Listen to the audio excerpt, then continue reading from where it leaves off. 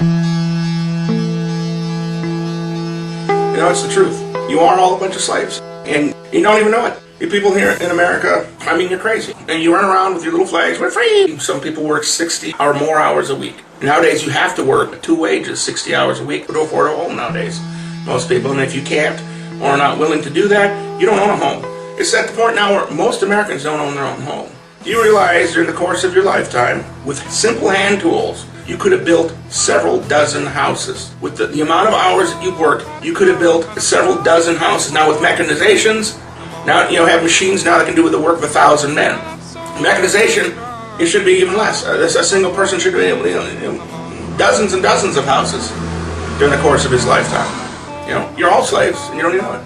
Oh no, we got the Constitution. That's exactly what it is. The Constitution, okay? This country was created as a slave colony, okay? The Constitution is that it's a constitution. Thomas Jefferson said all men equal and have indelible rights, was a slaver. He had several hundred slaves. He tortured his slaves. He raped his women slaves. Maybe even raped some of his male slaves. I don't know. I know Washington was a homosexual who used to have sex with one of his male slaves on a regular basis. And this is well established.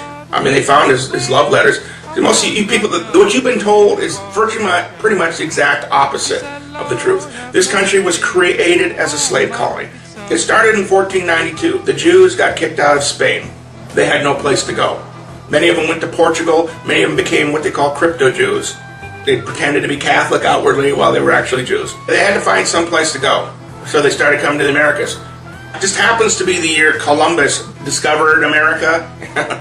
Columbus didn't discover anything. America was known about forever. There's pictographs that show that there were trade routes between America and going across the Atlantic and even across the Pacific for hundreds and even thousands of years. We found there's remnants of traces of Viking settlements going back at least hundreds of years before Columbus got here. The plan was to get rid of the indigenous peoples and to create slave colonies, which is what they did.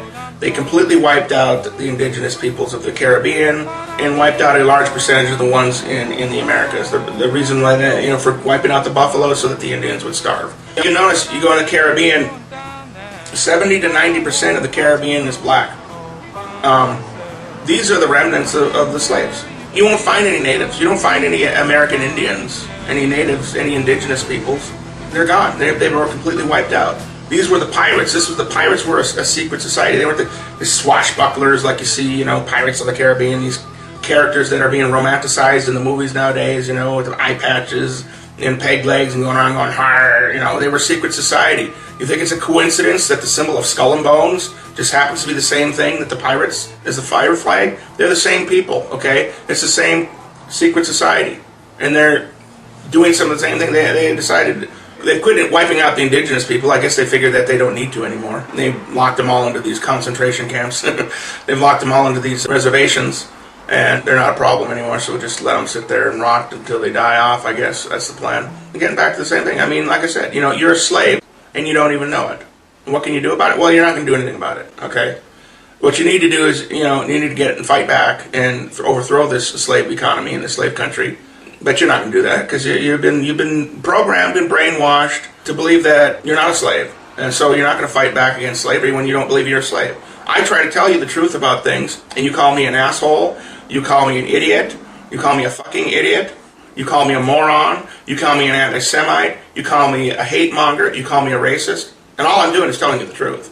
They're lying to you every day, and you believe everything they tell you. I'm telling you the truth, and all you do is insult me. The thing about slavery is everybody becomes a slave. Everybody. And the slave masters become slaves. They're slaves to the people above them. They have to do what they're told. And if they don't toe the line and do what they're told, they're punished or eliminated.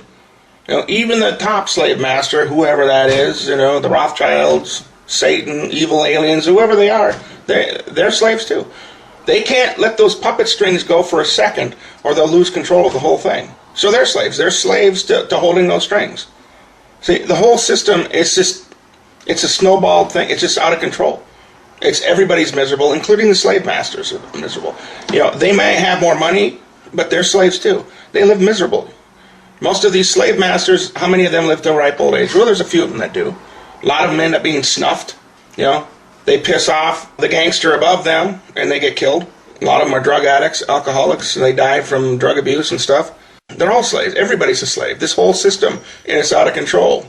And I'm not going to get into where this started to begin with, but it starts with paranoia, because the need to control others is actually, it comes from the insecurity complex. And as people get victimized, their way of feeling that they can deal with that is to try to control and enslave others. And that's not the real way to get true freedom. But that's what people do. And that's how this thing starts, and it snowballs out of control. And pretty soon, and the more these people have to crack down and enslave people, the more people try to rise up against them and fight back. And so now these people get paranoid because people are trying to kill them and fight back. And so then they got to crack down even more, which causes more discontent. It snowballs out of control. What's the solution? I don't know. I think probably the best solution is people like me just trying to teach people common sense, and maybe people will wake up and someday and say, hey, let's drop this stuff. Let's stop this control crap where we have to control everybody. I'm going to do this one on the enigma of the super genius janitor. Believe it or not, there is such thing. And the reason I never could fully understand it until I read the book, The Peter Principle. And I wish I'd read that book 30 years ago. Would have been help, at least.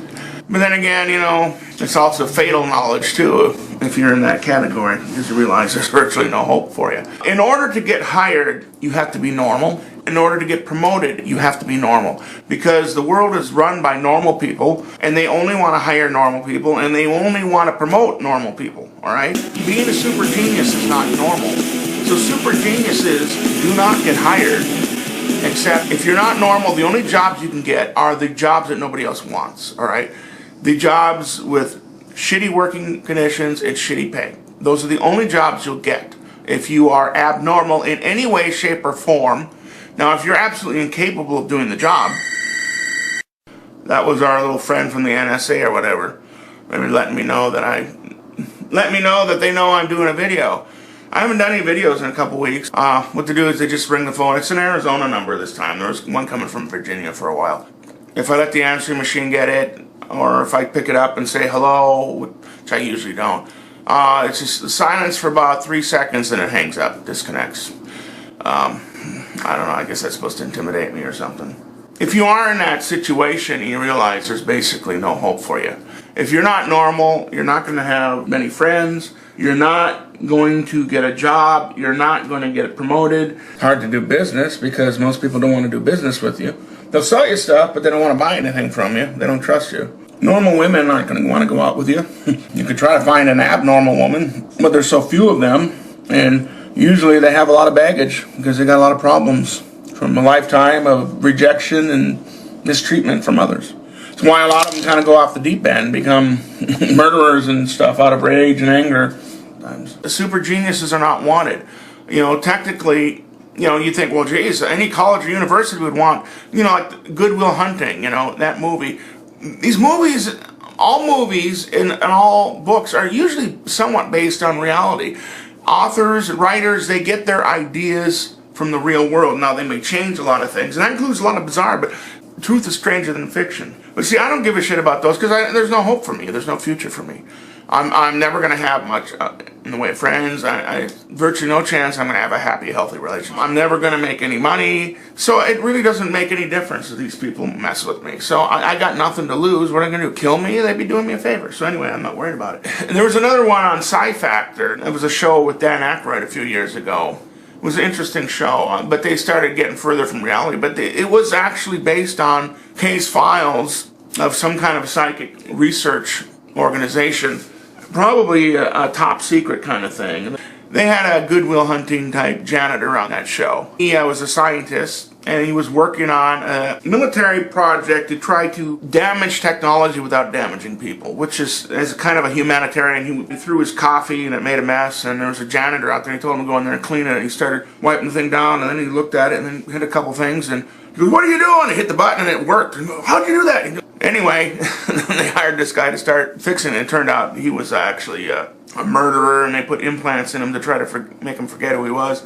It's probably partially based on the truth. But anyway, there are a lot of goodwill hunting janitors out there. There are a lot of super genius. What I was starting to say before I was interrupted, a lot of people think, well, a college university would love to have a super genius on the staff. No, they wouldn't. A super genius is going to come out, he's going to point out all the flaws in their system, like relativity is bullshit. And he's going to say, this is all wrong. And that is going to go over like a manure wagon in a perfume factory. But no, that won't work. In fact, there are scientists who try to buck the system and point out the flaws with the system, and they get in a lot of trouble. They usually get fired, you know. But super geniuses normally can't get hired in the first place. There's a lot of colleges and universities that put out people that are like on the top percentiles of the SAT scores, you know, straight A averages. They go out in the real world, they can't get a job, nobody will hire them. They're too smart. The other employees don't like them, they don't fit in, consider them to be a threat, and the management considers them to be a threat. They're afraid that they're going to be taking over my job if I hire this guy. And if he does somehow get in because he's got a friend or something, he's not going to get promoted because he's a threat to the people on top. So, yeah, there are a lot of enigmas in this world. So a lot of the most genius people in the world are janitors or bums. A lot of them are bums. You'd be surprised. You go out there and talk to some of these homeless people, you'd be surprised that a few of those they're so intelligent you can't even believe it. And you wonder, how the hell is this guy living on the street when he's so intelligent? And I've known a couple people like that. Oh, I had a poetry English teacher. He was really into poetry big time. Learned some fascinating things about poetry. Anyway, he saw a bum. He had a sign saying, he'll recite you a poem for $1. He said, well, I'm kind of into poetry. I thought it was a generous move, give the bum $1. And he goes, here's $1. And he got right in his face and he told him the most beautiful poem he had heard in years. And he goes, wow, he pulled out a 5 and he wants 5 more of those. And started talking and found out this guy was actually had a PhD in English literature. I don't know, in fact, he was a professor of literature or something at one point. And somehow he ended up on the street. But anyway, you know, these people, the super geniuses, if they can find a niche, they can produce so much for society.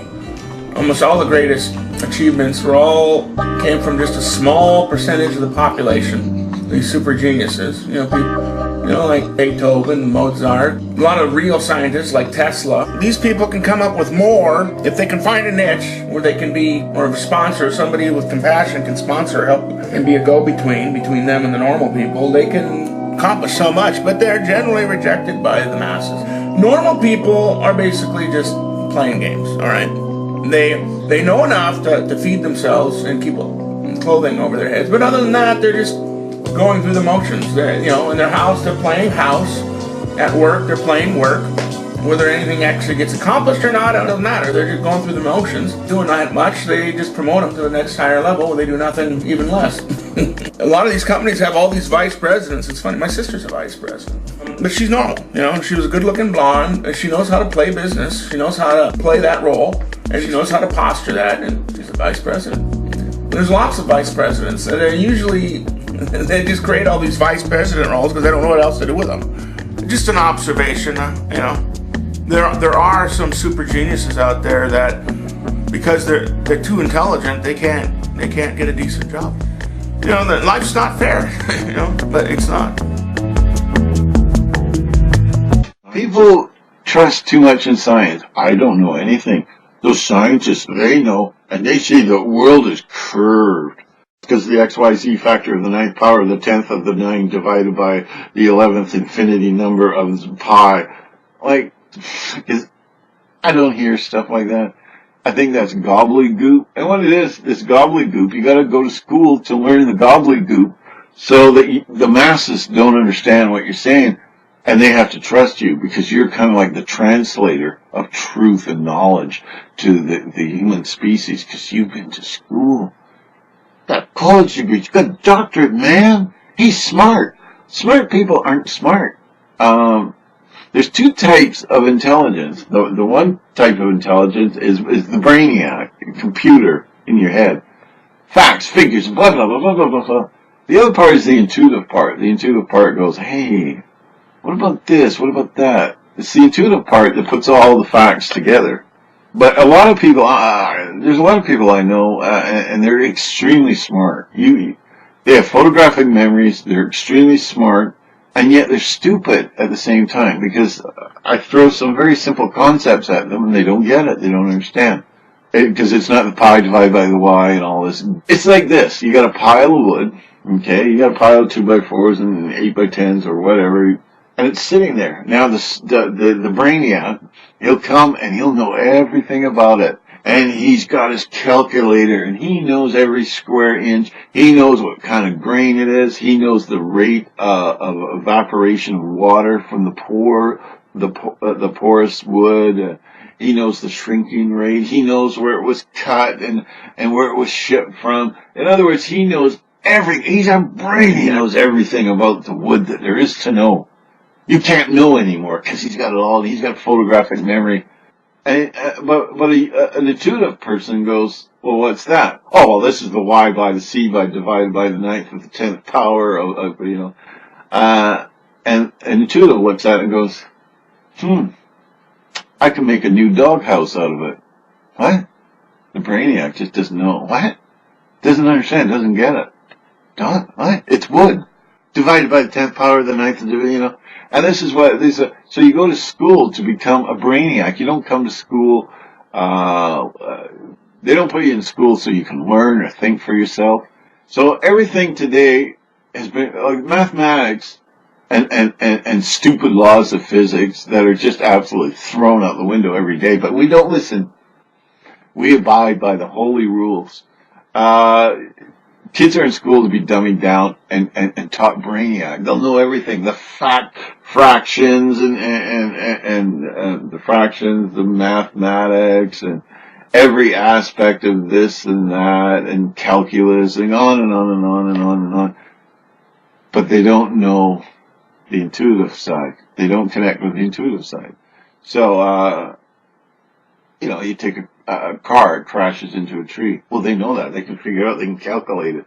I can see a car crash in a tree. I don't have to prove it. I don't need no calculator. I don't need any of this crap. And so, but, see, it's like finances. They make it so incredibly complex and gobbledygook, and with all these university majors in gobbledygook, that only they can translate the truth. The same with a lawyer. The law is so complex. It's so we don't understand it. We have to rely on these controlled people, these bought and paid for people to tell us lies that we think is true because we think, oh, they're so smart. They're the only ones that can tell us. And this is what's done with science today. And what I'm going to do is give you a little bit of what science has lost due to mathematics. See, mathematics, I can prove that my cat can hang upside down, held by a human hair, tied to a tree while singing Dixie. That can be proven mathematically. Thou shalt not question God's holy math. It's stupid because what we've lost, what we don't go by today, is common sense, observational skills, and logic. We throw it out. Where's my calculator? I can't think. I can't think without my calculator. I can't eat my breakfast without my calculator. I gotta calculate how long to cook the eggs and how long the toast should be. Right? Well, for us, it's intuitive. We just know. I feel that the eggs are ready now. And sure enough, they're ready. It's intuitive knowledge. They don't go by that. They've got their calculation, blah, blah, blah, and it's just gobbledygook. And when you really look at it, it is gobbledygook. I've seen pages of calculations and all this, about the sun and stuff. Yet I look at the sun, and I just use my intuitive skills, and I come up with a different model, but I'm a nut. Because I haven't been to school, I haven't been to college, I don't have a major degree, I don't have a bachelor's, and this and that and this and that. No, you think you're so smart, don't you? You mathematicians, you scientists, with your holy religion, you think you're so smart. You're nothing. You're nothing. They built the pyramids how many thousands of years ago, and you don't know how. Because it's all intuitive. So anyways, I'm going to approach the sun now intuitively with common sense and observation. And logic, just pure logic. So let's take it from the top. You have the sun, it's going across the sky. Is it a fiery ball of light? Is it hell in the sky? That's where you go, Billy, when you die. You don't go down, you go there. You burn, baby, you burn. During the day, the sun is high, and we see, I see the ocean. Here, I live on the ocean. It's all evenly divided light. Well, of course, because it's 93 million miles away. Science knows that. Well, science knows my middle finger, okay? That's what science knows. Is there an idea more radical in the history of the human race than turning your children over to total strangers who you know nothing about and having those strangers work on your child's mind out of your sight for a period of 12 years? Could there be a more radical idea than that? Back in colonial days in America, if you proposed that as an idea, they'd burn you at the stake, you mad person. It's a mad idea. How mentally ill is the education system? Try and guess what they teach grade 10 students in school in 2013? And this is in a prestigious private school no less. How to improve your logic and critical thinking skills with philosophy and great quotations. Nope. Try again. With very life-benefiting science such as the laws of the universe? Nope. Well, hopefully at least career development skills? Nope. Try again. So what do schools teach? Well, for starters, in English class, Catcher in the Rye is a mandatory read. In grade fucking 10 no less. This is a book that led Mark David Chapman to murder John Lennon, and it contains just as crazy a character in it. And if that weren't already a mind blower, next on this robust read list for grade 10 students, is the military book. That's right, grade 10 students are also forced to read a book by an officer. That's right, hands-on, frontline, bang bang, guts splash, dead, death, named Tim O'Brien, which all but glorifies the nasty Vietnam War that killed thousands of Americans. Isn't this a great sign for America?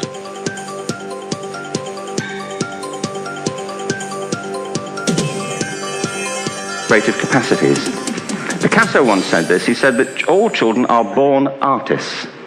The problem is to remain an artist as we grow up. I believe this passionately, that we don't grow into creativity, we grow out of it. Or rather, we get educated out of it.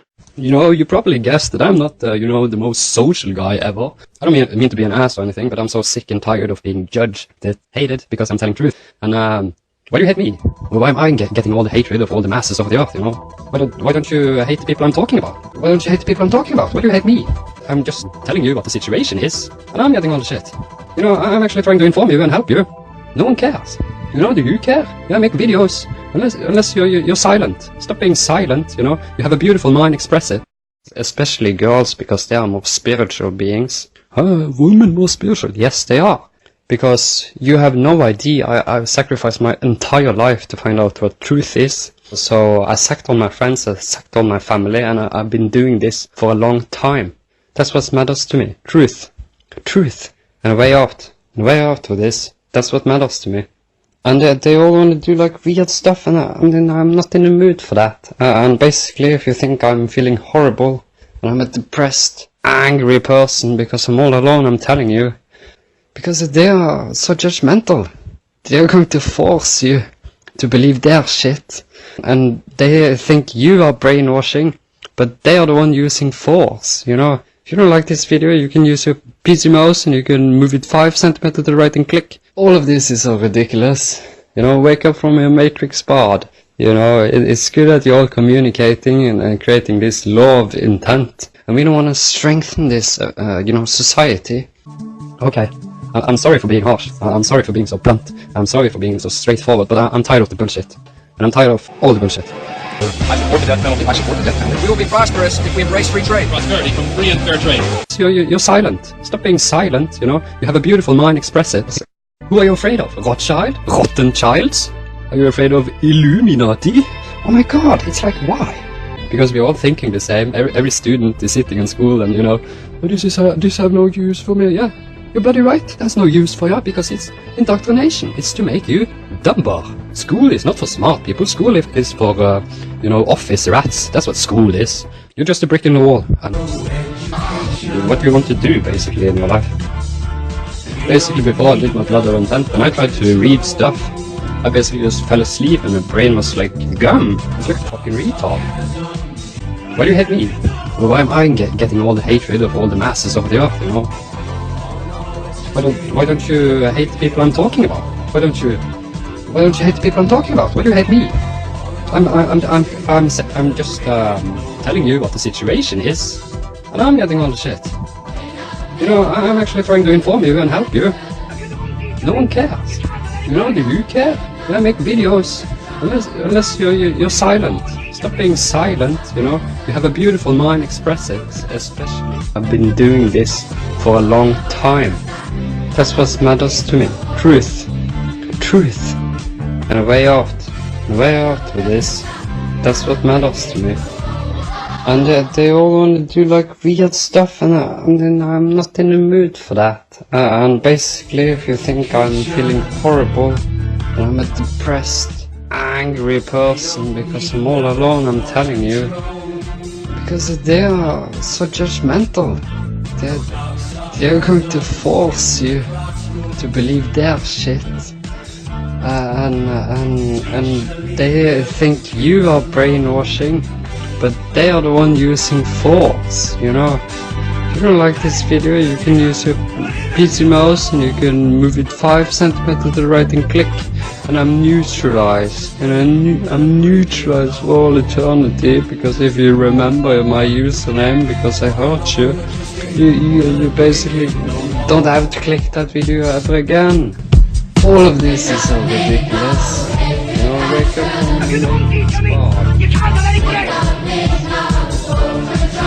I'm the only one who can go on the internet.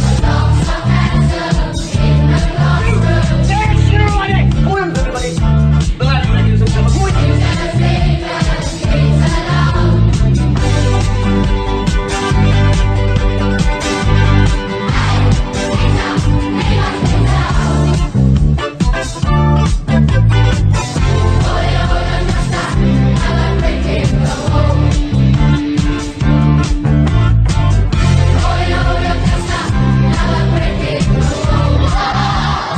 The Earth is a school, guys, so it's important to under and overstand. People ask me all the time, are you in school? I say, sure, aren't you? The fact that you're on this planet means you're in school. Now, your soul knows it, but do you know it? Their soul knows that the Earth is a school, but do they know? Or how big is the gap between their soul understanding and their surface persona understanding and merging with the greater aspect of who we are? We are multidimensional beings. So let me see if I can break it down for you guys this way. We're multidimensional beings, okay? We exist in many places simultaneously. We're a spark of light, but we're doing all kinds of stuff right now. I'll tell you how I feel about school, Jerry. It's a waste of time. Bunch of people running around, bumping into each other. Guy up front says 2 + 2. People in the back say 4. Then the bell rings. They give you a carton of milk and a piece of paper that says you can go take a dump or something. I mean, it's not a place for smart people, Jerry. I know that's not a popular opinion. That's my 2 cents on the issue. Santos, let me just say something to you. This is why I say that I'm dumb as a bag of nails. I am proud to say that I'm dumb as a bag of nails, because I don't want things in my head and I don't want knowledge. So when I say things and it concurs with knowledge, that's when I know where I'm at. That's how I know I'm growing. It's when you can say these things, but you already know that you've got it from a book. And to do this path, to be on this path, is total growth, non-stop. And you have to grow. So that's basically not thinking and not having information in my head is how I know where I'm at. Yeah, undefiled, because you can make much more advancement in the knowledge of who you are and of the divinity that you are if you have not been through the education system. That's right. That's right. Yeah. What the education system does is it turns people out opinionated. They have their left hemisphere of their brain stimulated only, and the left hemisphere is very sequential and linear, and it's not simultaneous and non-linear as the right brain is. So what you've done, Genesis, is you've protected your right brain, your intuition, your truth that you have, that your God knows within. You've protected it because you haven't, quote unquote, educated yourself with crap. And it's very powerful what you're doing. It's the ultimate remedy to addictions. The controllers know that we have addictions. Therefore, they say, oh, here we go. Here's Lady Gaga.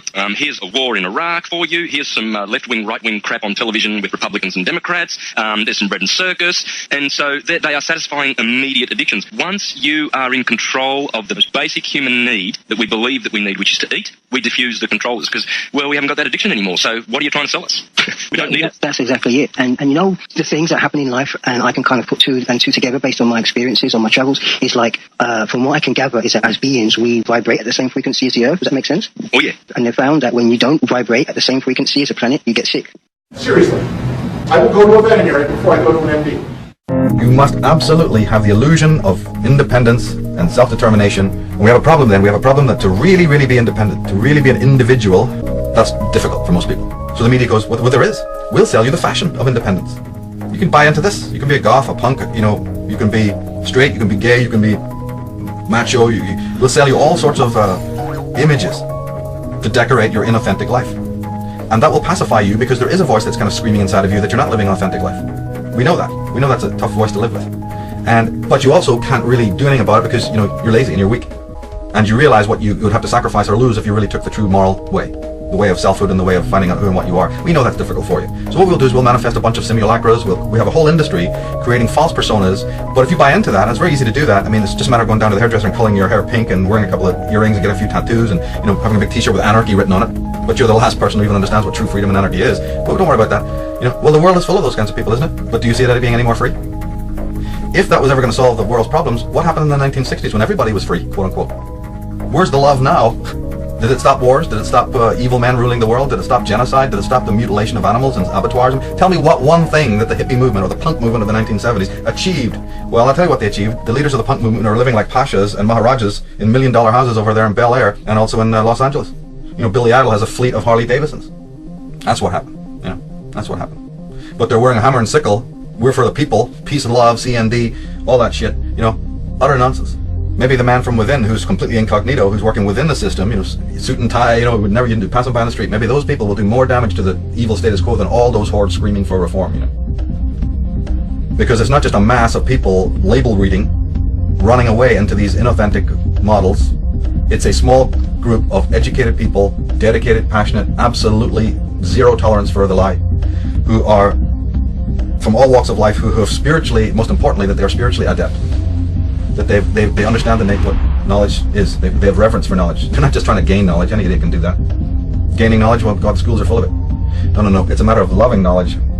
That's a big difference. Loving knowledge, understanding what knowledge is a whole different thing than gaining knowledge.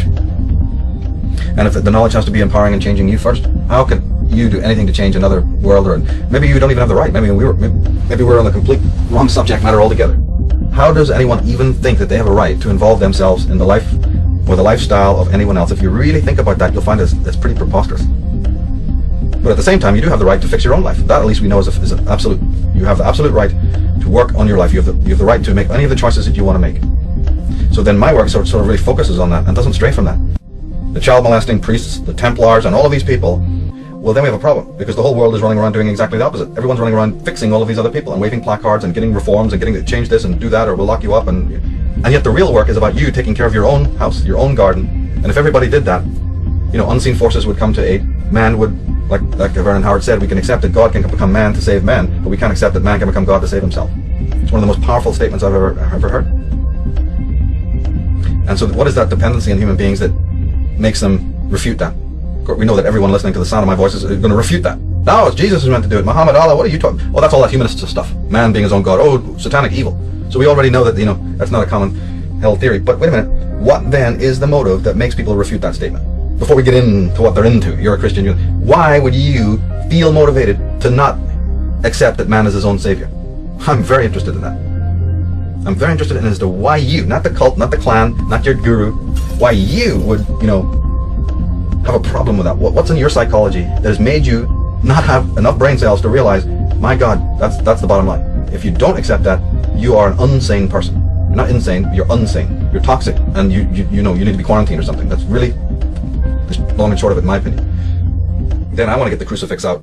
As soon as I hear that somebody is, you know, thinking that another authority, another person, has the rights over their mental and emotional and attitudinal and psychic life, I'm worried about that person. Because I know that person has got some very serious psychological and existential problems right off the bat. But that person is not going to end ever. You're never going to find that person doing good in the world, real necessary good at all. They may be sold the illusion or the delusion that they're doing wonderful work because they give to Live Aid or the next stupid charity that pops up out of the woodwork, you know. They were there. Great, you were there, yeah. Well, we had Live Aid, didn't we? When was that? 1982 or something? You know, did the world get any better? No, all that happened is Bono and Geldof got on their best clothes one day and walked off down there to Buckingham Palace, got on their bony knees and said, thank you, Mom, for their little award. Okay, that's what happened. And their kids will go to good schools and they will have, you know, $1 million hotels and they'll have the best time of it because they're sellouts. They're people who sold out or were already working for this cult of Dionysus, people's champions in order to lead you away, just like in the Monty Python Meaning of Life. Follow Andre, the waiter. He's got something to show you, so you go up down some streets, Over here. up some alleyways, Come on. through a bunch of parks, If I may, huh? take you on a 15-minute tour Nearly there now. to show you something. See that? It leaves you up in an empty field. Much of a philosophy, I know. Fuck you. And then gets angry with you. Fuck off. You don't think it's very much. Don't come following me. Yeah. So keep on following Andre. That's what every guru, every priest, every politician is telling you. So tomorrow, every scientist, you're gonna have it tomorrow. You're gonna have it tomorrow. You can't have it today because we don't live in the now. We live in tomorrow's world. Tomorrow doesn't even their own science proves it tomorrow doesn't exist, but they're gonna tell you it all exists in tomorrow. So the fundamental line is discover that there's a hidden hand, mind controlling the world, operating to keep you down. Understand that you are a participant in that because you are allowing those hooks into your flesh. I've said it many times, and I said it recently, said it last year. You must distinguish the difference between saying, "Have I been sold a lie?" and the difference between, "Yeah, but have I bought a lie?" Because there's all the difference in the world attitudinally between those two statements. You are being sold a lie. But that's the perfect right of that salesman to sell you a lie. The universal force doesn't care about that. Universal force's judgment, field is not really operating on that frequency at all. The judgment field, the whole spiritual ball of wax begins based on whether or not you bought that lie. That's the clause, that's the nuance, that's the difference. It's a no different a rule than anything that applies when you're shopping downtown. I can't even think of how it would be different. This person prefers Gucci over, Versace. This person likes the Levi's over Wrangler. They have the right to sell you whatever they feel like. They have the right to even believe what they feel like. Somebody likes cappuccino, somebody else likes latte, mocha, right? Choice must be there. The decision is yours. But where the real moral component comes in is what you bought and what you put your energy into and what you gave in exchange for what you bought. And if man is not in inner harmony or tuned correctly, he's going to create chaotic noise. If a guitar isn't tuned properly, don't expect it to play well. It's going to be in discord and it will create chaotic sounds. So the bottom line comes in, but how are you tuned? How are you tuning your inner instrument, your consciousness? As I said, the alternative to that is to not tune it, but then hang out with a whole symphony of likewise untuned people, so you can all believe you're cool. In fact, you can say, no, this is a radical new form of avant-garde music we're playing here. It's real hip, it's real cool. All this chaos. In fact, this chaos is really true. This chaos is the ultimate form of music. But that's just you mind controlling yourself into believing that your chaos is order. And unfortunately, there are very toxic people in the world who don't like order. They want chaos because they feel good in that chaos, and you're providing it for them. No human being who is in their center can be hypnotized. That's what needs to be remembered. No human being who is in their center, who is being guided, who is close to their intuition, who's a sharp, critical apparatus, who's got a sharp sense of judgment, can ever be manipulated. Not for any permanent or lasting length of time. They can be diluted temporarily perhaps, but it's like a muscle you have to keep on working on, a muscle you have to keep on sharpening, like anything. And I really believe that a lot of the obstacles and challenges and tragedies that are occurring in the world, that's what it's for. This is the grinder. This is the thing that's sharpening the blades of intelligent people. You have to have friction. I'm sorry, it just happens. You can't sharpen an axe or a beautiful blade without that grinder, without that sharpening apparatus and the friction that's caused and the mechanics of that. So it's the same way with sharpening consciousness. You must have this whetstone of the world in order to sharpen your mind and sharpen your consciousness, so that you come to see some of the meaning in all of this. And it's ultimately a discovery of your own self. It's not about a discovery of society or other people. All of it is a discovery of who and what you are, ultimately. Seriously, I will go to a veterinary before I go to an MD.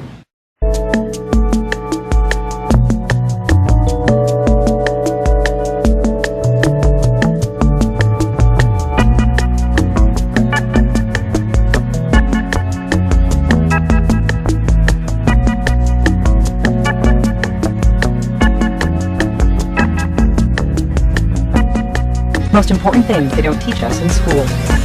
Keeping up with technology. Let's not kid ourselves. Technology has become the driving force of our society. It has shaped our present and will continue to evolve as we step into the future. Cell phones function as portable pocket-sized computers, and technology has even usurped human beings in the workforce. Will we even have to interact with cashiers within the next decade? Questions like these are important. Basic repairs. Imagine if we learned how to do basic repairs at a young age. All it takes is a single class once a year and voila, you have a bevy of young, practical students who can fend for themselves if something malfunctions in an isolated location. Financial matters. And ensuring we remain financially stable, which is, one of the main reasons we go to school to begin with. So let's smarten up already and start prioritizing financial matters in school. Time management. Whether it's balancing homework, a social life, family, relationships, or leisurely activities, time management can be the difference between success and failure, no matter how intelligent a student might be. It's a skill that will help you in all walks of life, too, so it's truly mind-boggling why schools don't make it a focal point of education. We are being lied to on a daily basis through corporate-owned media and corrupted educational systems. With this channel we try to open the eyes and minds of those whose brains are clouded by lies and propaganda. Please keep an open mind and don't believe anything they tell you is true. Always do your own research and keep vigilant at all times. We're seeing a society that not only has a lot more people of lower IQ, but a lot fewer people of higher IQ. In other words, a chemical dumbing down in society. So everyone's sort of mediocre. That leaves them dependent on government, because they can't excel. we have these people of lower IQ who are totally dependent.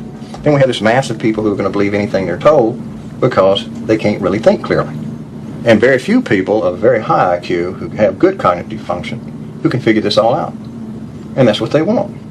So, you can kind of piece it together as to why they are so insistent in spending so many hundreds of millions of dollars of propaganda money to dumb down society. You are mine now. You belong to me. You're not going to have your mommy stand behind you anymore and wipe your little tushes. No more complaining. No more Mr. Kimble to go to the bathroom. Nothing. There is no bathroom. In 1879, Wilhelm Wundt, the father of psychology, decided that man had no soul. Man was just a stimulus-response animal with no self-determinism. He needed to be trained like any other animal. Supply the correct stimulus, you get the correct response, just like rats or dogs. In the early 1900s, Teachers College taught teachers the new science of psychology. These new methods of teaching would devalue academics and concentrate on behavioral techniques to mold children's values. Schools would be turned into mini psych clinics. The Rockefeller Foundation backed Teachers College and new educators like Edward Lee Thorndike, James Earl Russell, and John Dewey, who were disciples of Wundt. Together they rewrote textbooks and curriculum for the new American education system. This system got away from learning to sound out words using a method called phonics. It was old and too difficult, they said. They now used a new method called look-see, or whole word. All you had to do was recognize words by the way they looked, instead of learning to sound them out. 1965, passage of the Elementary and Secondary Education Act. The number of educational psychologists in schools rise from 455 in 1969 to 16,146 in 1992. Probably just coincidentally, the number of child murderers and suicides skyrocketed as well. Certain members of the government were overjoyed with this new form of education. Controlling the behavior of people, keeping them dumb, they could pass any laws they wanted and no one would even know. Now the program was complete. Dumb them down, fill them with drugs, then indoctrinate them with facts they no longer had the power to refute. While the mental health experts were taking control of the kids away from their parents, the kids' bodies were also being poisoned, making education even harder.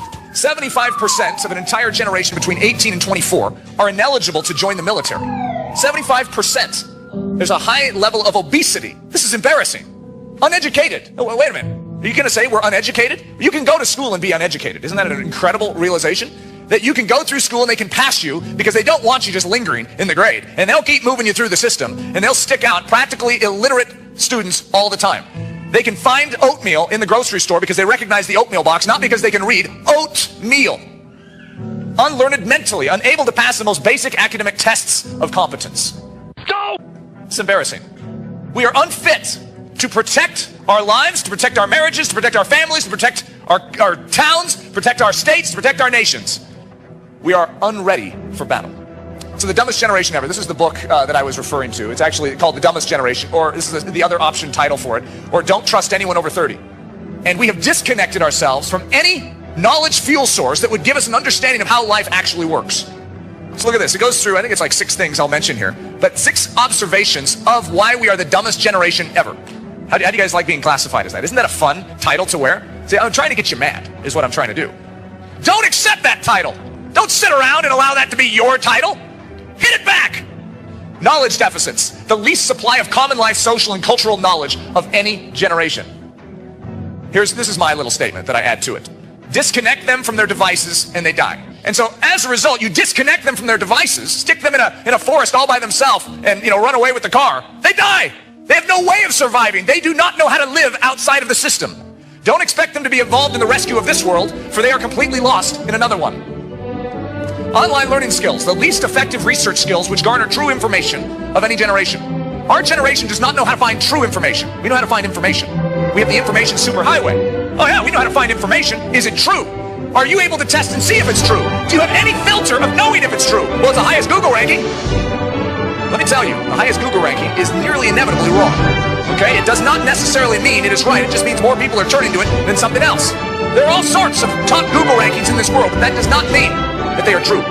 The model for information gathering, the highest Google ranking rules. B, you have a scrap of actual real-world intelligence. You have not earned a medal through your life lived, and yet you can write, and you can impress people with your phraseology, and as a result, this generation will submit to you, and they will follow your lead. You can be 17 years old and not know a thing, but you can write. You can control the minds of a generation. Betrayal of mentors is another hallmark of this generation. Their commitments mean nothing. For they are loyal only to that which feels good to them in the moment. To assess news events, it is not to see if they're real or not real. And in fact, it's kind of crazy not to see if they're real or not real. Everyone nowadays believes in education. We train kids to do maths, we teach pilots how to land planes, and surgeons how to operate on our brains. But there's one area where we don't seem to believe in education at all, and we just leave people to figure it out themselves. Life itself. There's an odd silence in education when it comes to the truly big questions. Who should we get together with? How can you manage a relationship? What career are you suited to? What's money for? How can we manage anxiety? And what do we do with regret and shame? What do we do about illness and aging? How do we deal with our families? Here there is, very strangely, often no one to turn to, nowhere to go. So stress accumulates and disasters occur.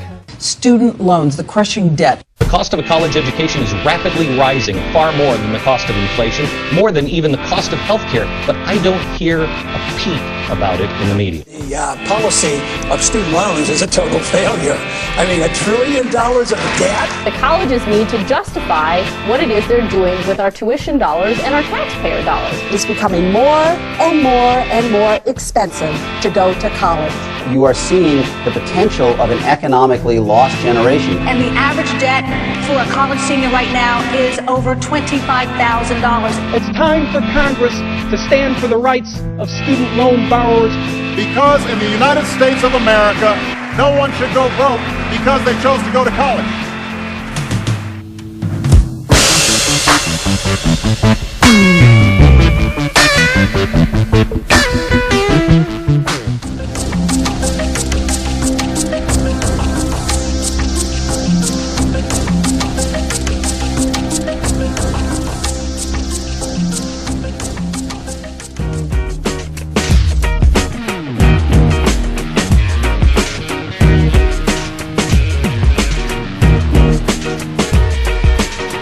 Man will be what he was born to be, free and independent.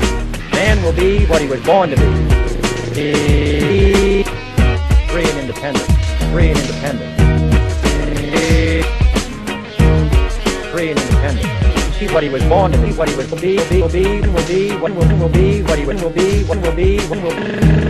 what he was born to be, free and independent.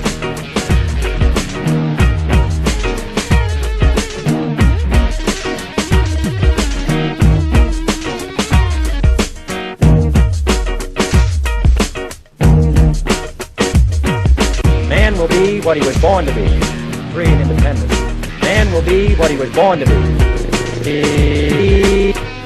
free and independent, free and independent, free and independent. Be what he was born to be, what he was will be, what he was born to be, free and independent.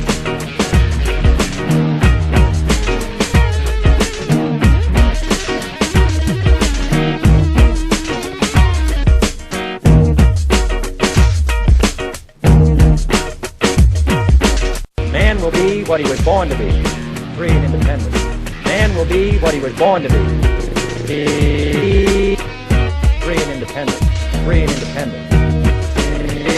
By the time an American child reaches the 6th grade, they are taught that the key to success in life is to do well in high school so that they can get accepted to the best possible college. The better grades they get in high school, the better college they will have an opportunity to get into. They are taught that if they get into a great college and get their college degree, any type of job they desire in the field of their choice will be there waiting for them. After getting their dream job, they will be able to buy any car and house they desire, start their own family, and live the American dream.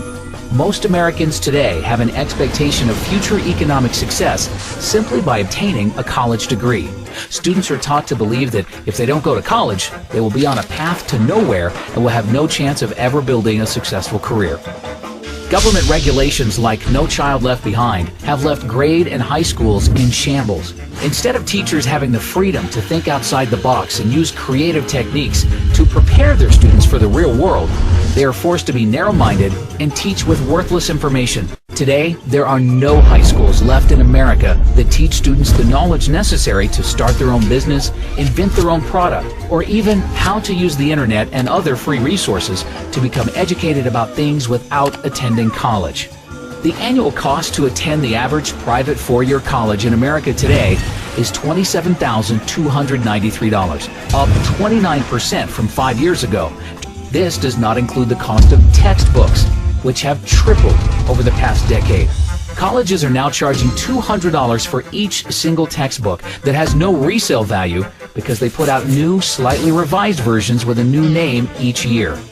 The textbook publishers are even colluding with college bookstores to make custom textbooks so that students can't save money by buying them online. Colleges are getting kickbacks from publishers in order to destroy the used textbook market, which by itself is proof enough that college administrators are only interested in lining their own pockets and have no interest in helping their students. You have to have a certain kind of brain to understand the dead language that they write in textbooks, but they brainwash you from a little kid up so that you buy into the system and you get good grades and you study hard, and then you become a member of the total system. No freedom. You don't know how to think because they told you how to think their way. Inflation has made it impossible. When I was a kid, you never heard parents saying, we're planning and putting money away for your education because it's going to cost us $100,000 and we have to keep putting that money away so that when you graduate, not only will you not pay us back, you're not even going to get a job. Believing that by going to college, it's going to be their passport to the future. It's not what it used to be. A degree, a college degree, a BS, what does that buy you? And I love the mentality. The mentality is this, that corporations and businesses won't hire a person unless they get a degree. Not me. I don't care if you have a degree. It makes absolutely no difference. I want you to have a mind, be able to think for yourself and think on your feet, and be energetic and love what you're doing and have a passion in so many different other ways. Not to be able to just regurgitate what you're being told. And that's all it's come to, it's regurgitation. During an economic downturn when Americans are losing their jobs, their primary instinct is to seek higher education in order to make themselves more attractive to potential employers and better position themselves to receive a job. However, how are Americans supposed to spend $27,293 per year for college when they have no savings or income to pay for it? The U.S. government, with the backing of the Federal Reserve, in the same way they created the real estate bubble by providing mortgages to all Americans through Fannie Mae and Freddie Mac, regardless of whether or not they had any capacity to pay the loans back, has been using the exact same easy lending practices to create one of the largest bubbles in U.S. history, the college bubble.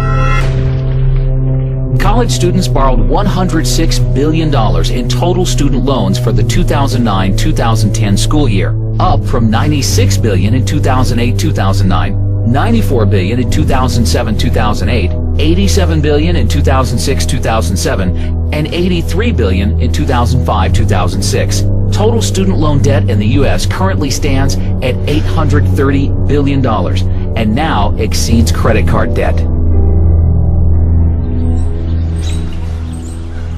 I was so pro-education. That's all I wanted in my life was an education. And you know, I'd like to still be pro-education, Right. but to put anybody through what I've been through, no. Really, in my case, the education, I think, really ruined my life. So, I mean, I would have been better off if I just would have gone to work at, you know, McDonald's or something, actually. So, That is unbelievable. because this is a debt I can never get over. The U.S. government created Fannie Mae and Freddie Mac in order to make housing more affordable, but instead, their actions drove housing prices through the roof and made buying a house impossible for most Americans unless they took out no-money down teaser loans with interest rates that substantially increased after a year or two. The U.S. government has been trying for decades to make college more affordable, but its actions have accomplished the complete opposite effect. College is now impossible for most students to afford without getting deeply into debt to do so. All across the country, Americans are graduating college with mortgages before they even buy a house. When I graduated from my undergraduate degree, I had $300 in student loans that I owed. $300. You know, you can hardly buy 2 cups of coffee and a a meal at the student union these days for $300. So when I graduated with my undergraduate degree, what you got in exchange for your education was lifetime indenture and a new house, right? So you got to buy the mortgage. That's what you got. You got your degree, you got out of school, you got a job, and therefore you bought a house because culture drives you to buy a house. So now you're in debt. You have to work.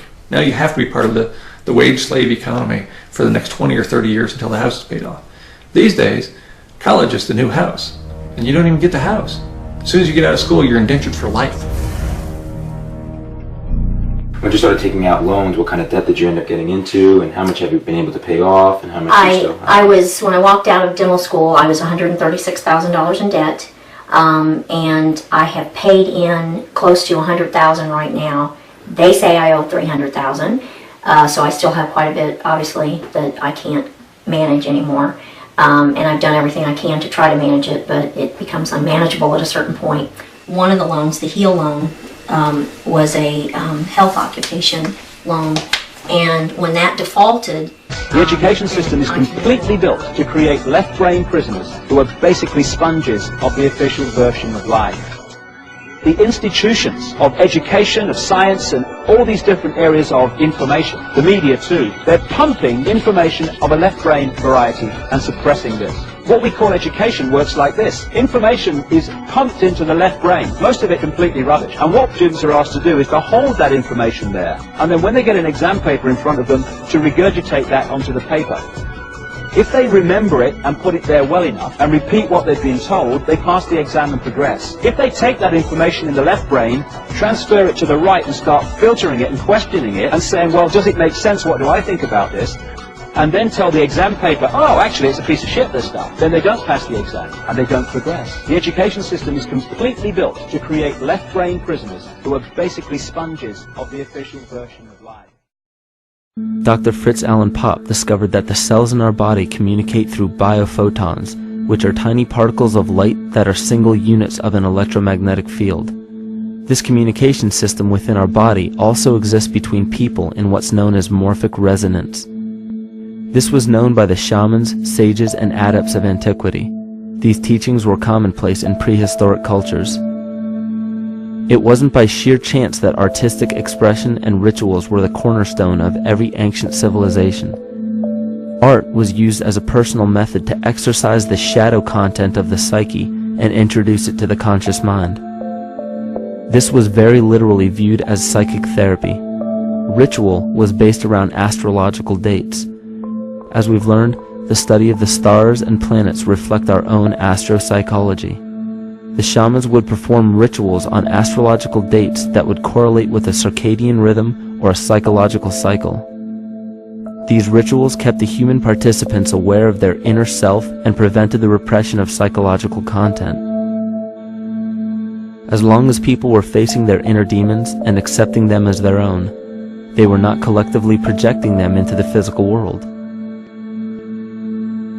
If you bring forth what is within you, what you bring forth will save you. If you do not bring forth what is within you, what you do not bring forth will destroy you. The progeny of our psychological disease began growing rapidly after a series of catastrophes forced the collective into a somatic state of fight or flight. This lowered the immunity of the population by introducing a state of immense stress.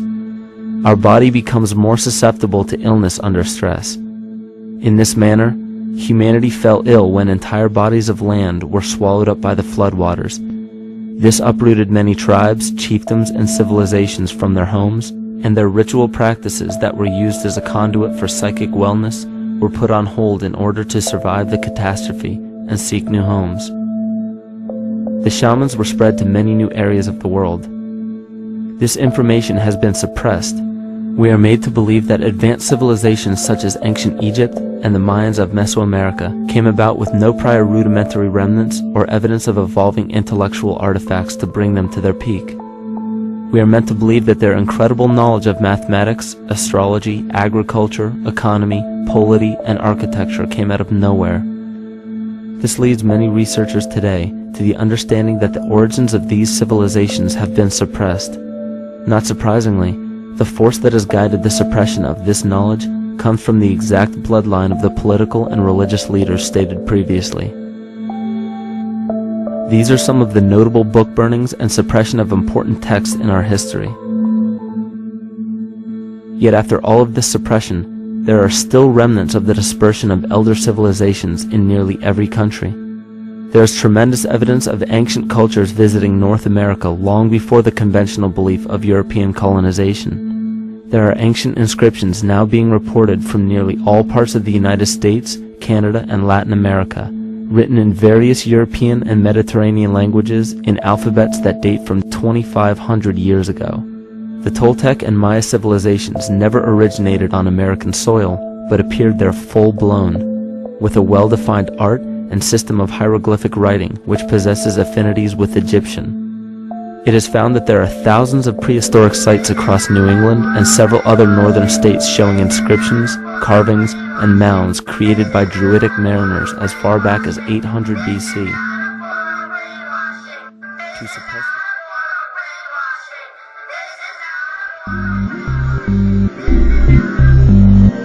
First of all, I should say I have no respect for science whatsoever.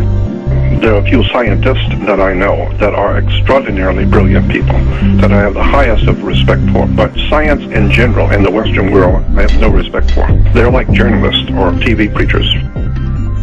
Science itself has become a religion. It's not scientific at all. It's a religion. It has its holy books. It has its saints, the holy saints. It has its gods, and you have to bow down to the gods and to sprinkle incense on the altar and mimic whatever they taught you in school, to get your degree so that you could become a scientist. And then, of course, once you become a scientist, you're going to mold your life all around getting your money from the government and getting your contributions from government to your college, and so that's how you pay your bills.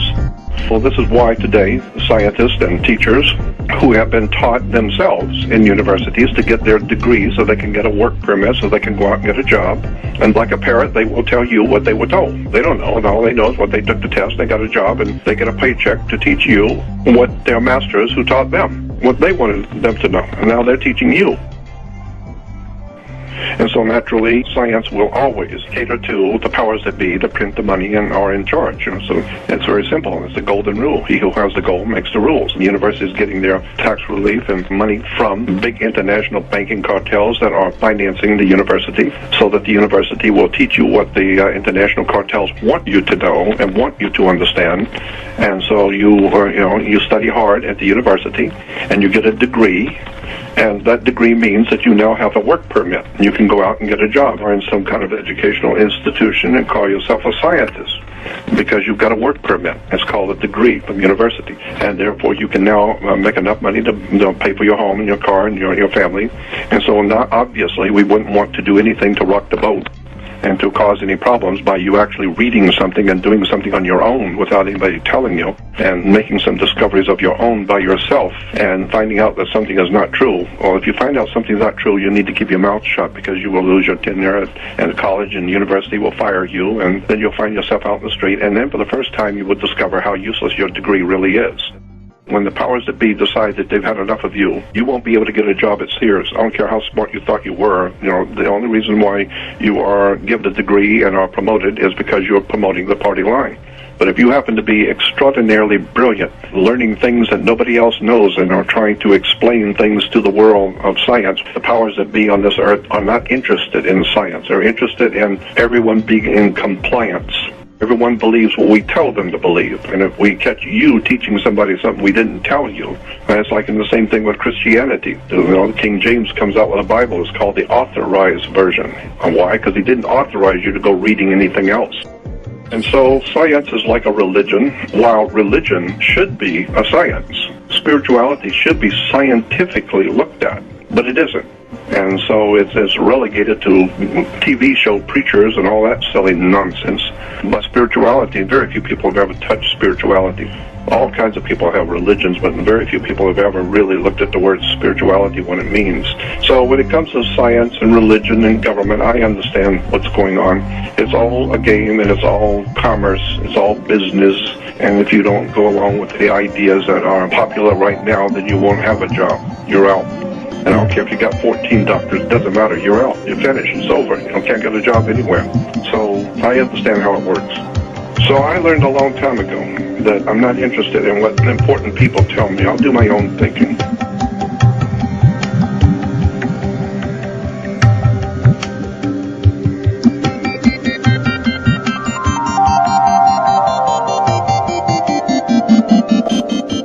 I'm turning 65 this year, and in my family, nobody lived past 42 to 45. They were all bald at 26. They were all broken up at 40, 42 years old. They were old people. Now, it is not genetic that when somebody feeds you a slant garbage. It's not genetic. It is socio-economic, familial eating patterns. You're a brand new being every 16 to 18 months. Every 4 days, you have a new stomach lining. Every 28 days, you grow a new layer of skin. Every 16 to 18 months, you have a brand new body. So you want to be a ho-ho and a ding-dong? Or do you want to be a lean, mean protein machine, okay? At 14 years old, they were going to cut my heart out and put a pig valve in me, and I didn't go for it. They said, okay, we're going to cut your heart out, you're going to be fine, we're going to put this pig valve in your heart, and you ought to be good to go. And I said, whoa, wait a minute, excuse me, Doc. I said, I got a question for you. I said, isn't there anything else you can do? Pig's valve? He goes, yeah, no problem. I said, how long will I give you? He said, oh, it'll give you 6 to 10 years. I said, 6 to 10 years? Not. I said, isn't there something else you can do? He said, well, maybe in 6 to 10 years we'll have new technology. And this is how I know there's a greater force than all of us, because his voice spoke to me to tell him, and I said to that doctor, Doc, suppose the technology is that I wasn't supposed to have had the pig valve, then where am I? Okay? The same procedure that I was going to have at 13 and 14, I'm now 65, they're doing the same procedure today. Same procedure. I just consulted a guy 2 weeks ago. Understand that what I'm about to tell you, that when I understand this, where my healing came from was from a spiritual source. It didn't come from the civilized people of the world. It came from an uncivilized group of people. It came from indigenous knowledge. It came from an American native medicine man and a curandero, which is in the Hispanic culture a medicine man. And if you look around the world, you find that indigenous people know more about the spiritual realm and more about natural healing than any person who's gone to the educated and civilized world. I'm going to give you something to think about before I get into this much farther. And I'm not knocking anything, but I want you all to know that what my job in life is to change your thinking. You know, my psychologist used to say, Bert has to get up in the morning every morning and be up enough to get people up enough, to get results enough, to come back enough, to make business enough. I was doing private coaching before the word ever came out. I was in the first article with Lou Ferrigno in the National Fitness and Trade Journal, one of the first 4 people doing personal training. I hate that word. I'm not a trainer. I'm not a personal strainer. I'm not a pocket drainer or any of that other stuff that sounds like it. And there are factors that other people haven't figured. And I've been blessed enough to have a pattern analysis type recognition in my small brain that has been able to see what worked and what didn't work. You need to understand that I work with stage 3 and stage 4 cancer, and in 6 weeks it has disappeared from the body. Disappeared. Gone. You can go on my website, you can check it out. You can check out some of my clients. Here's the thing, all you've got to do is change all the intracellular fluid and extracellular fluid, balance out the nutrients, and your body works. That's all it is. You're an electrical, chemical being.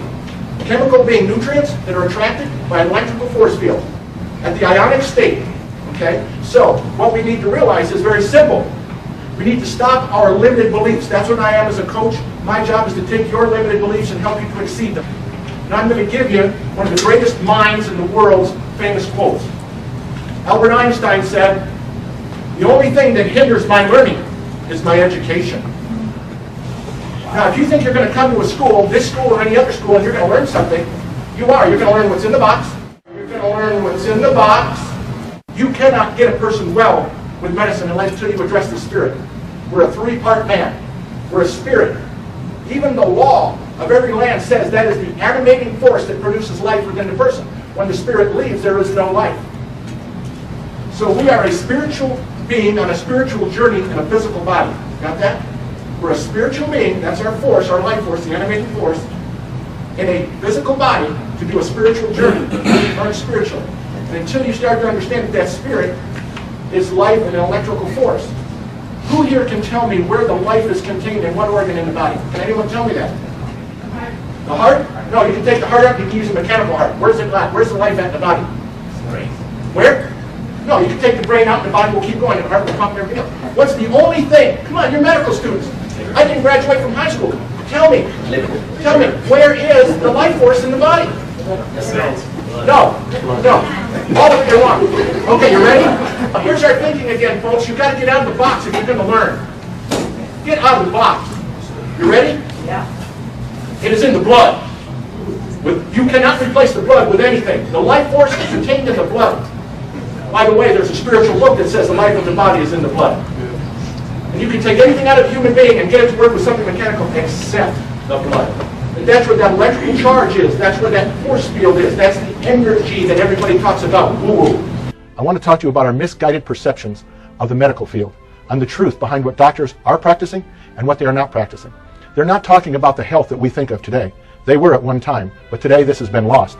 I'm talking about the health that comes from total restoration, realizing that every 4 days we have a new stomach lining. Every 28 days we build a new layer of skin. Every 16 to 18 months our body is brand new to every cell. Think about how what we put in our mouths can change who we become as this time period changes. If we're going to eat ho-hos and ding-dongs, we're obviously going to become ho-hos and ding-dongs. What I'm talking about today is intent. What is the truth behind what people really are doing and what they have sworn an oath to do and what they are not doing? What I'm talking about today is not just the standard of care for doctors, but about the ignorance of people who think that all of these practitioners are about this person's health who walks in the door. This is not true. What I'm going to show you today, I have talked with many attorneys on.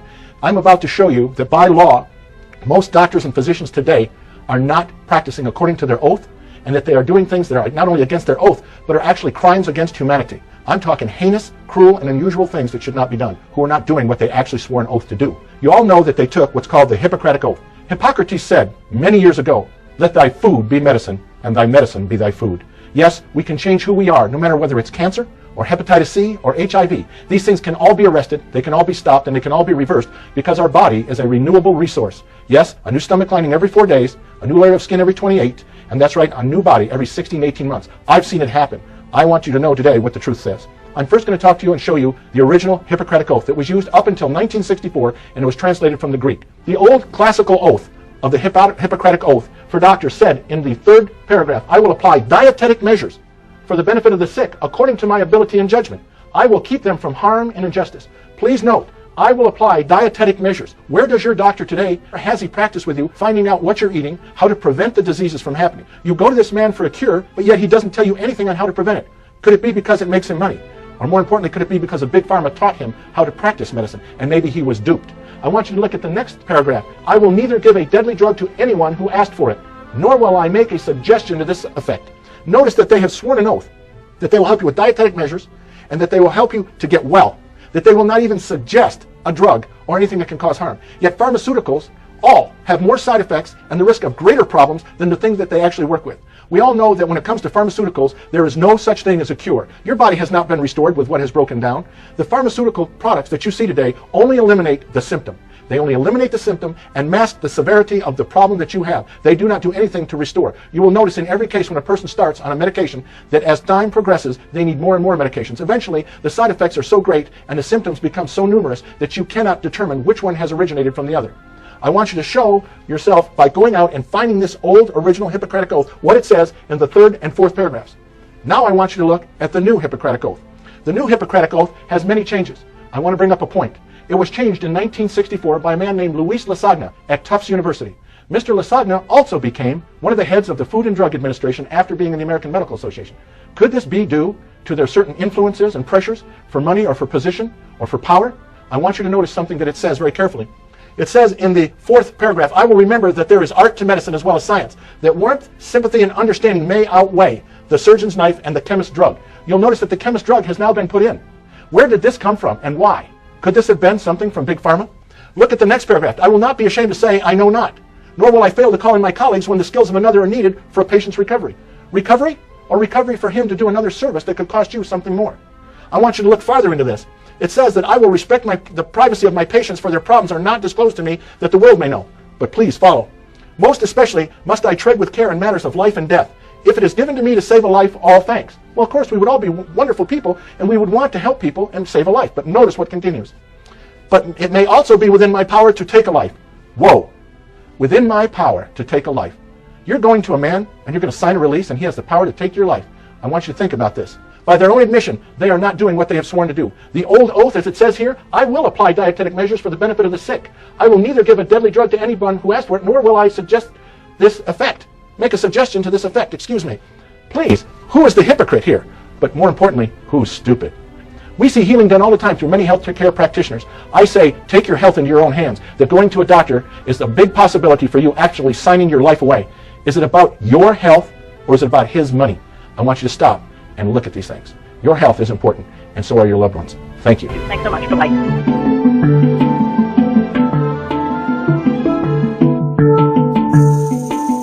What's behind things? Does your doctor look beyond symptoms?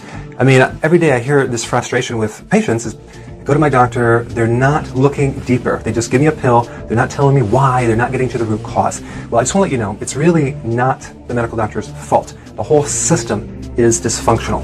And medicine or healthcare has become the management of symptoms. And you know it, I know it, it's just how it is. You got this over-specialized doctors into every little thing, ear, nose, and throat, orthopedic doctors, a doctor for every part of the body, retinologists, doctors for the prostate. It's become really specialized. So there's no doctor that looks at everything, really.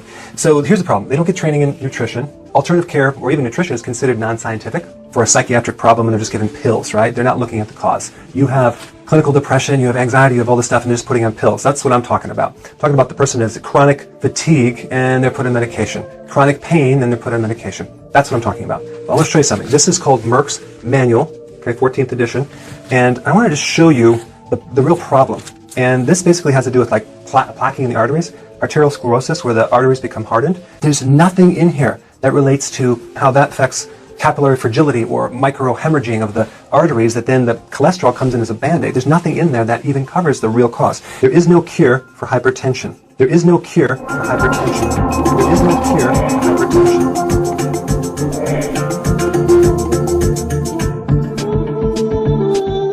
Are poor substitutes for effective antihypertensive drug therapy. So again, it's all about treating with drugs. There's no real causation. They don't look into, they don't even mention potassium deficiencies. This is pretty much filled with unknown cause. Here's one, vitamin deficiency.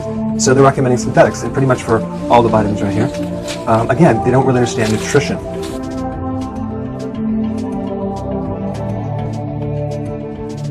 Here's one. This is obesity.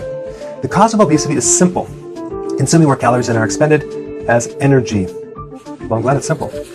Again, it's not about calories.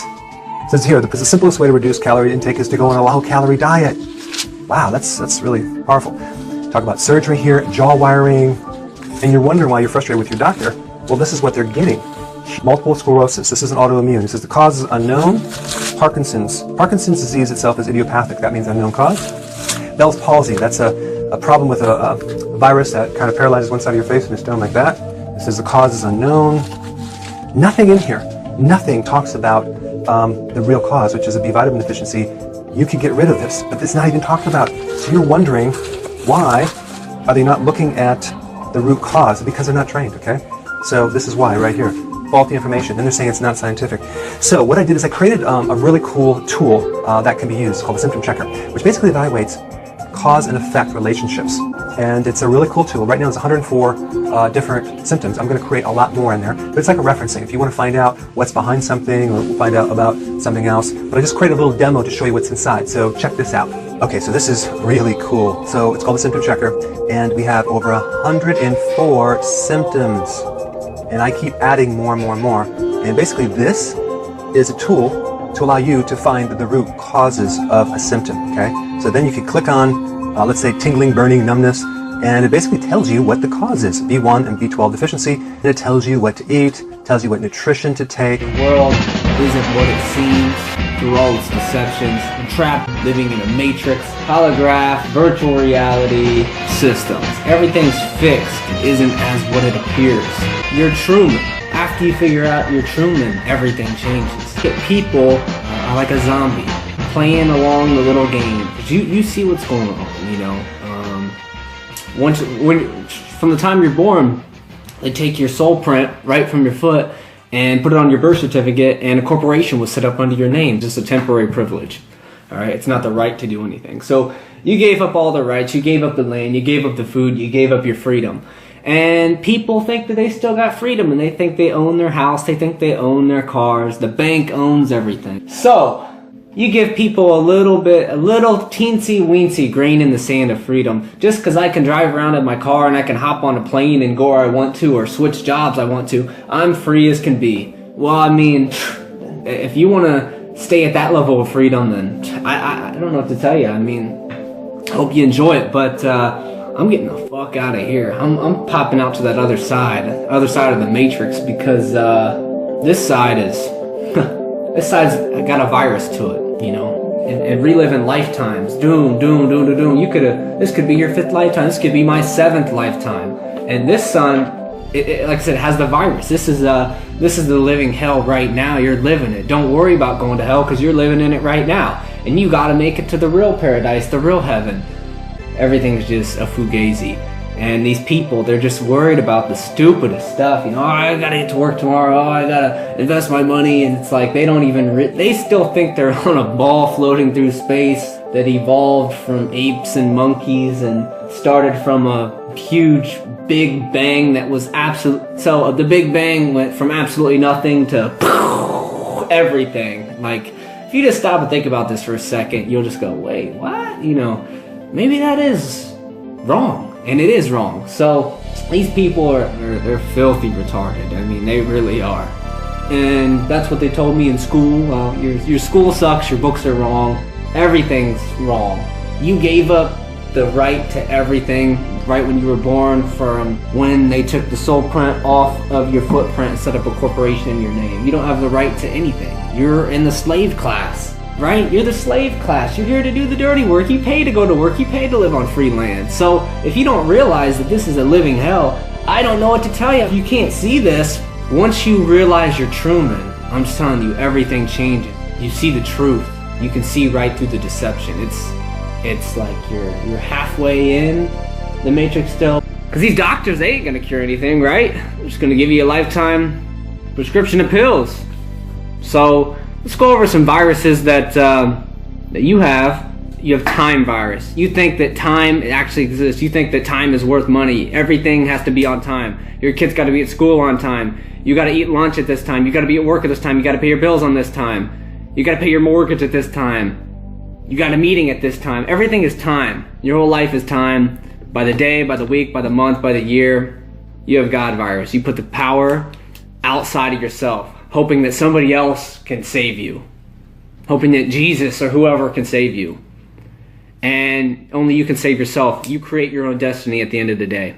These people can't possibly spill up any blood. I mean, how are you going to get a robot to spill blood or a zombie to spill blood? These people are lost at sea. They have no idea what's going on. They're used to their systematic ways of the laws, the jobs, the structures and systems. I mean, they are officially and legally dead. For years, we've been told the surest way to make more money is to invest in yourself by getting a college degree. But with the cost of college rising faster than inflation, is college really worth it? Or is it the big lie? Getting that college diploma is supposed to be the ticket to the good life. College after college has told students. You know that college graduates earn $1 million more on average than those without a degree? Politicians have been saying it too. Graduates from four-year colleges earn nearly an estimated $1 million more. However, that $1 million sounds like a lie to Rachel Purcell. I didn't plan to move back in with my mother. This month, Rachel had to move out of her apartment because she couldn't pay the rent. I feel like I have to sponge off of my family now. She never dreamed this would happen after she graduated. Rachel had borrowed big to pay about $24,000 a year to attend Rivier College. She's still $85,000 in debt. I was told that just to take out all the loans and get the degree, because when you graduate, you're going to be able to get that good job and pay them off no problem. So she got a degree in human development. But for what? For 3 years, she's struggled to find a job. Nothing. The recession's made her search even tougher. I just can't get a job in my field. Instead, she took a low-level desk job with an insurance company, doing work she says she could have done straight out of high school. So was going to college worth it? I don't think it was, because now I have this huge amount of debt, and There's no way I'll be able to pay it off. Many students told us that promise that a college education will get you a job. I definitely feel like it was a scam. Her college wrote us that Rachel's situation is unfortunate and that many of its graduates have launched successful careers. But a recent survey asked thousands of students at hundreds of colleges, would you go to your school again? About 40% said they would not. And yet we always hear, go to college. We expect all our children not only to graduate from high school, but to graduate college and get a good paying job. Everybody went to college. Everybody went to college. Chris Alfred followed the crowd at his high school and went to college and grad school. Now he owes more than $125,000. What did that get him? I work at a call center and I make $10 an hour, and I feel like a loser. Walter Rowland got a degree in meteorology, along with a debt load of $77,000. College was a ripoff, and nothing against my college or my professors, but I was misinformed. You're led down this path of needing to go to college to get a good job. College diploma is the new high school diploma. The bachelor's degree, it's America's most overrated product. Dr. Marty Nemko is an education consultant and career counselor. When your parents got a bachelor's degree, it was a big deal. Today, it's like a hunting license for a job. And he's one of many who say there are some ugly statistics the education establishment doesn't like to talk about, like the truth behind that $1 million bonus. There could be no more misleading statistic that I could possibly tell you about. Misleading, Nemko says, because it includes super earners like these billionaires. They skew the average. And more importantly, many successful college kids would have been successful whether they went to college or not. You could take the pool of college-bound students and you could lock them in a closet for 4 years and they're going to earn more money. Because those are the kids who already tend to be harder working, more persistent, and smarter. But universities still throw around that $1 million number. Arizona State recently used it to justify a tuition hike. $1 million is a lie. Some people have misused the $1 million figure because they don't exactly understand it. Sandy Baum speaks for the College Board. She admits the $1 million figure is wrong. If you're in the bottom 40% of your high school class, you have a very small chance of graduating even if you are given 8.5 years. Amazingly, that's right. If you're in the bottom 40% of high school students, and today colleges recruit those kids, odds are you'll never graduate. The immoral thing about it is that the colleges do not disclose that. Think twice before taking on debt for college, says personal finance guru Susie Orman. I have to tell you, I don't think it's worth it. Orman says college is a good thing for kids who have the grades to be doctors and lawyers, but others should reassess the value of a generic bachelor's degree. The degree of a college determines how successful you are? I don't think so. It's often smarter, she says, to acquire specific marketable skills at a community college, a technical school, or work as an apprentice for some business. That makes you more employable. You got a question? That's what these kids can do at this high school outside Houston. Here, students choose among dozens of technical education programs. The training qualifies them for real-world jobs. The school offers courses in EMT training, CSI courses, and more. Gunshots into a windshield. Vocational school pays off for many. Electricians today make an average $48,000 a year. Plumbers make $47,000. That's more than the average American earns. But some people still look down on vocational school. We are a very status-driven society in America. We have a myth that prestigious careers are a key to the life well led. While hundreds of thousands of white-collar jobs vanished, the auto repair industry added jobs. The friends that I know that have jobs, secure jobs, they never went to college. And if Rachel could do it over again? I probably would have gone to a trade school for hairdressing. That is about $11,000, and I'd probably be making better money.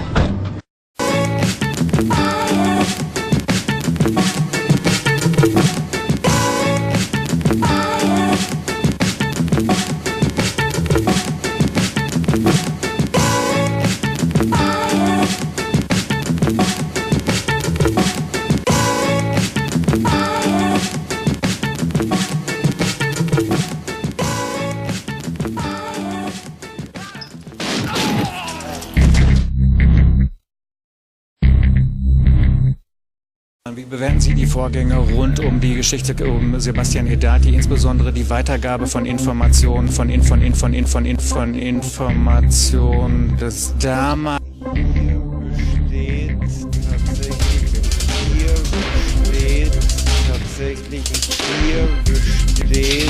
tatsächlich das Potenzial für... I've got one that can see. Grüß Gott, meine sehr verehrten Damen und Herren. Ich möchte Ihnen mitteilen, dass ich der Frau Bundeskanzlerin heute...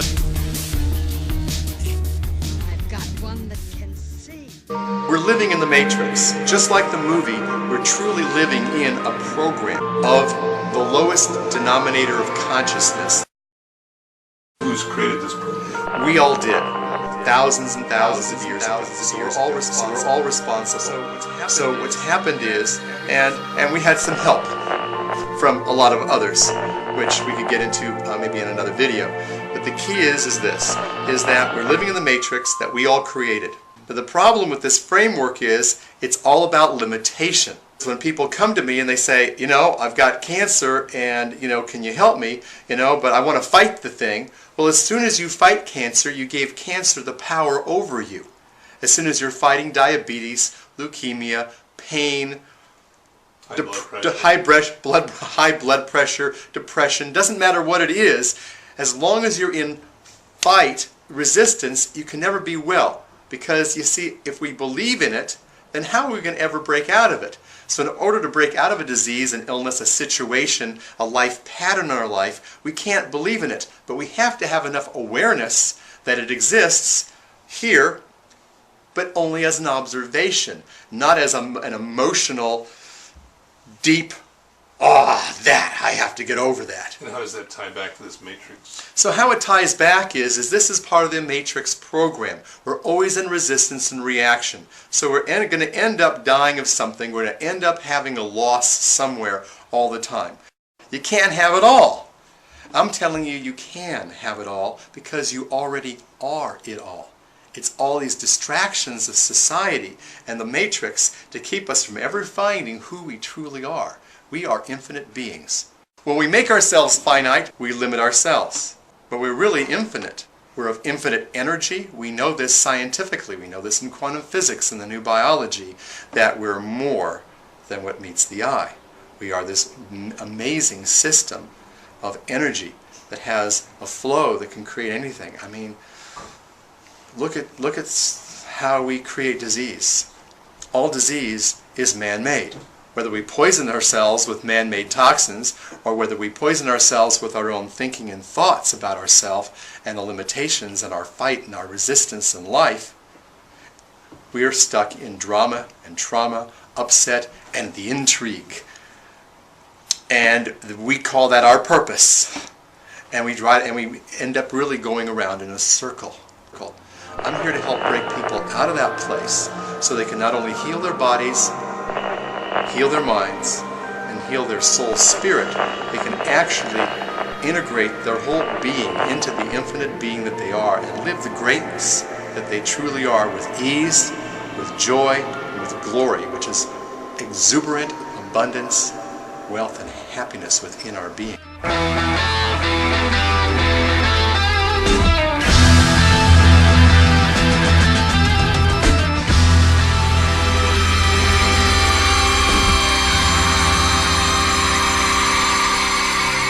Let's talk about education. In most Western countries, school is compulsory and state enforced. Truancy can result in fines or even jail time for parents. This isn't just a result of state coercion. On a cultural level, education holds a sacred status much like that of religion. This is an institution that most never question, and that's a problem. Did you ever wonder how it is that kids spend 13 years from kindergarten to high school supposedly being prepared for life, yet when they get out, they don't have any real skills? 13 years and kids aren't taught how to grow a garden, how to build a house, how to fix a car, how to balance a checkbook, or how to cook a healthy meal. 13 years and kids come out without even rudimentary concepts of how to organize or lead groups of people, without even a glimmer of understanding of how to resolve conflicts nonviolently. And we call this an education? We aren't taught how to think for ourselves. We aren't taught the principles of logic or how to question an ideology. What we are taught is how to sit at a desk and listen obediently as the world is packaged into a neat little box that we are to accept without question. We're taught to regurgitate that information for test, to give the answer that those in authority demand. But most of all, we're conditioned to conform. And the reward for faithfully jumping through all of these hoops for 13 years is a worthless piece of paper that no employer even asks to see. Kids exit high school barely qualified to flip burgers at McDonald's. And even for that, they have to be trained. 13 years is a long time. That's most of our childhood. To have this much time taken by force with such pathetic results is unacceptable. The problem here isn't poorly trained teachers, lax regulations, or low quality curriculum. The problem is our entire educational paradigm. The system isn't designed to prepare children for the real world. It's designed to format their minds and condition them for a life of subservience. It's designed to create a population of individuals just smart enough to fill out paperwork and punch a time card, but too stupid to question the system itself or the authority of those running it. If we want to change course, we cannot ignore this aspect of our enslavement. There's no point laboring to wake up other adults in our lives if we send our children to be programmed by the state. The revolution of the mind must include a revolution in education. Seriously, I will go to a veterinary before I go to an MD.